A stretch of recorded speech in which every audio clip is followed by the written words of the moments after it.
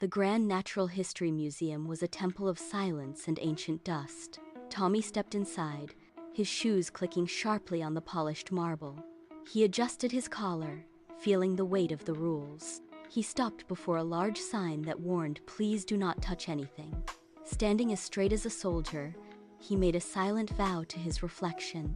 "I shall behave perfectly today," he whispered under his breath. "Nothing shall go wrong. Not one single thing." He turned to begin his tour, but fate had other plans. His heel caught the edge of a heavy pedestal, a priceless Ming vase tipped dangerously. Tommy lunged, his heart hammering, catching it just inches from the floor. He exhaled, thinking he was safe. Suddenly, a familiar crunching sound echoed from behind a massive T-Rex skeleton. Jerry popped out, casually munching on a sandwich. "Welcome to my museum, Tommy." Jerry smirked, his eyes glinting with mischief. Tommy's composure snapped. He lunged, but Jerry was a blur, scurrying up the fossilized spine. Tommy climbed after him, the old bones groaning under his weight. The massive T-Rex began to wobble. Jerry hopped off with a giggle, leaving Tommy clinging desperately to the skull. Then came the sound every curator fears, a long, slow creak. The T-Rex tipped forward, colliding with a Triceratops, which smashed into a Stegosaurus. A thunderous chain reaction echoed through the hall.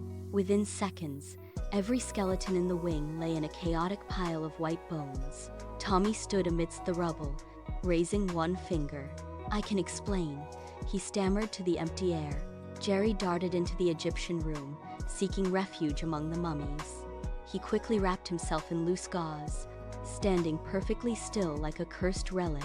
Tommy walked past, his eyes scanning the shadows. He stopped, squinting at a particularly short mummy. He noticed tiny whiskers protruding from the ancient bandages. With a suspicious frown, he poked the mummy. Jerry bolted instantly. As the mouse ran, the gauze unspooled, trailing behind him like a white ribbon. Tommy grabbed the end and pulled with all his might. Jerry spun like a frantic top, bouncing off heavy sarcophagi until he crashed into a stack of stone tablets with a heavy thud. The tablets shifted, and the pursuit moved toward the stars. Jerry scrambled into the space exhibit, diving headfirst into a launch capsule.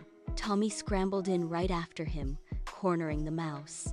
But Jerry's paw found a bright red button labeled "Press for Launch Simulation."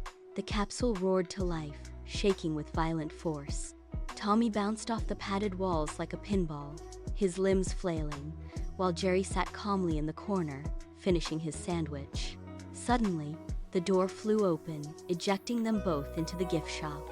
Tommy made one last desperate lunge for Jerry, but his momentum knocked over a massive display of snow globes. Thousands of glass spheres shattered at once, creating a literal avalanche of fake snow, glitter, and plastic dinosaurs. Both of them were buried up to their necks in the sparkly debris, unable to move as the dust settled. A tortoise curator, wearing a polished monocle, slowly crawled into the room. He surveyed the total wreckage for a long, agonizing minute. "Well," the curator finally said, his voice slow and heavy, "that was unfortunate." Tommy and Jerry peeked out from the fake snow, a tiny plastic dinosaur perched comically on Tommy's head. Jerry giggled. "Lovely museum, really must come back." Tommy groaned, his spirit broken. "We are never coming back."